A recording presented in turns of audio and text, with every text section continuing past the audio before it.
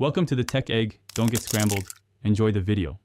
You begin by preparing and initiating Windows recovery so safe mode starts reliably. First, back up any open work and plug in the charger. Once done, open the Start menu, click Power, then hold Shift and choose Restart. This forces the recovery environment. You do this because safe mode loads minimal drivers and services, which helps isolate problems. Make sure to keep holding Shift until you see the blue recovery options screen. Then proceed to troubleshoot with the next steps. Once the recovery screen appears, select Troubleshoot, then Advanced Options and open Startup Settings. This exposes the startup configurations you need. After you click Restart, Windows presents numbered options. These correspond to different modes.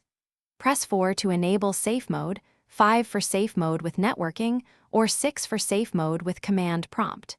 You choose based on whether you need network access or command line tools. This step is critical because it tells Windows which minimal services to load so you can fix the core issue.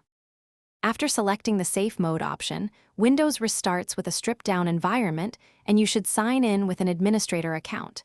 You can now remove problematic drivers, run antivirus and malware scans, or roll back recent updates. These fixes work because fewer background processes interfere. When finished, restart normally to exit safe mode. If the system won't enter safe mode, create a Windows Recovery USB on another PC and boot the Asus from it. That bypass helps when firmware or boot files block the Thanks for watching. Consider subscribing if I helped unscramble your problems.